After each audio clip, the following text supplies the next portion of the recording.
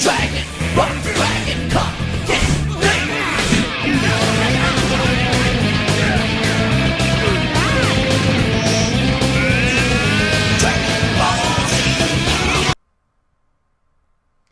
Hey guys, it's Elric Godslayer here. So let's get to it. I've got a Dragon Ball theory, or you could say Dragon Ball Z theory, but I prefer to say Dragon Ball, refer to this series as a whole, since now this includes Dragon Ball Super. I've got a Dragon Ball theory that I've been mulling around for a while, and I think you guys might find it interesting.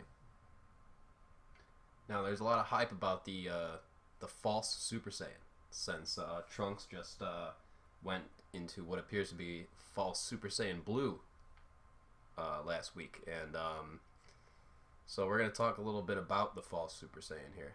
Now, what is the false Super Saiyan?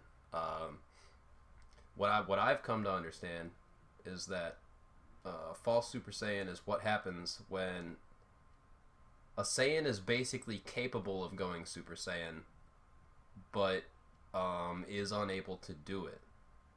They're not powerful enough. Like think Trunks during his training with Gohan in the History of Trunks special, where and you know you could also point to Gohan himself during his training with his father in the hyperbolic time chamber.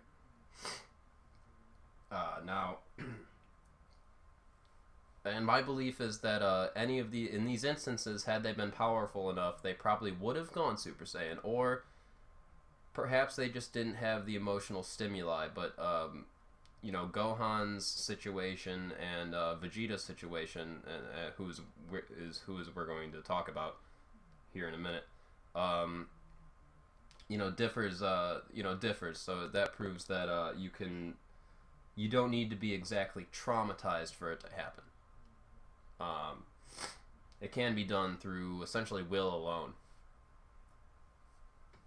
So Goku went Super Saiyan, false Super Saiyan during his fight with Lord Slug, which is in one of the movies. Obviously, that's non-canon. Now, one of the interesting things that we've seen here with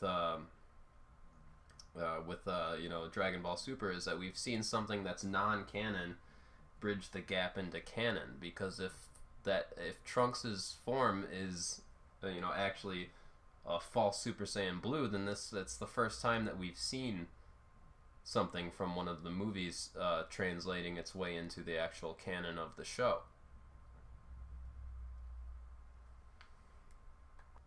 And I'm fully aware that some of the villains from the movies showed up in GT, but with Super out now, and Super actually having a manga to go with it, that not only makes it canon in the manga, but canon in the anime series as well, unlike GT. So now we can say that, obviously, as you know, we have Dragon Ball, then Dragon Ball Z, then Dragon Ball Super. Dragon Ball GT does not count, or perhaps it's one of the other universes. I think that'd be cool, but who knows? Now, now that I've laid down that background material, I'm going to just come out and say exactly what my theory here is. I believe that Vegeta attained false Super Saiyan on planet Namek during his fight against Frieza, and I'm going to show you the evidence. Now, here in this clip, as I've shown you before,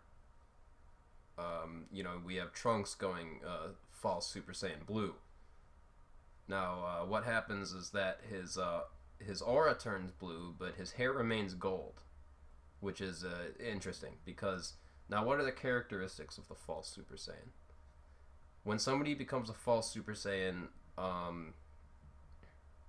they usually become a bit more berserk in appearance than they normally would.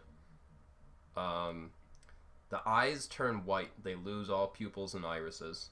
The hair stands up but does not turn gold. And the aura turns completely gold. Now, with that, I'm going to show you this clip here of Vegeta during his fight with Frieza. Now, keep in mind, Vegeta here has just been healed by Dende after having his entire collection of organs blown out by Krillin. And so that means that he's just received a hell of a power boost. Not only that, he's fighting Frieza, who he knows intimately well. So he knows that to fail during this fight is instant death. Not instant as it turned out. Prolonged and agonizing death. How about that? Anyway.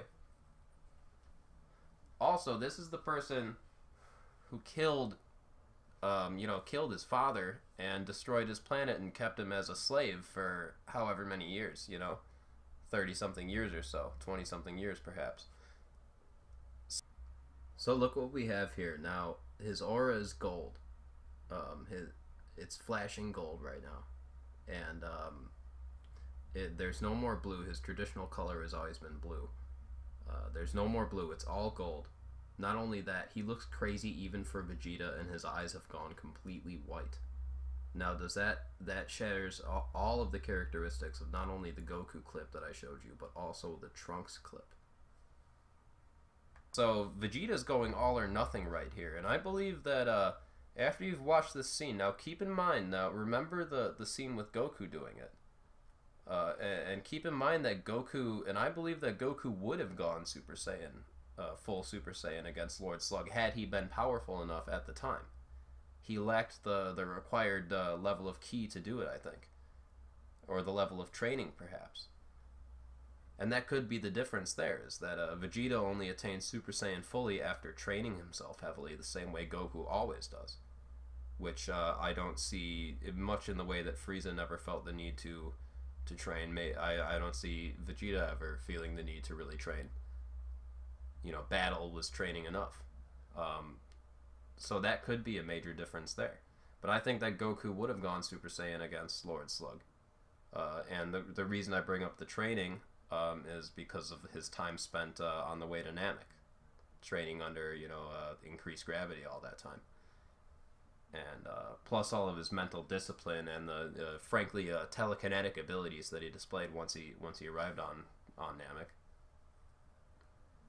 Now, so Vegeta is fighting Frieza, and now remember that clip there, and I think that Goku, just as in that clip, he would have gone Super Saiyan fighting Lord Slug if he was able.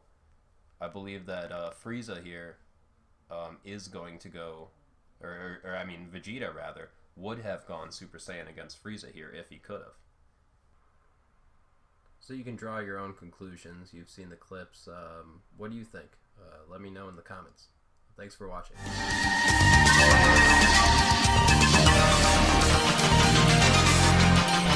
That's how I became a Super Saiyan. The sleeper has awakened. I am the Prince of all Saiyans once again.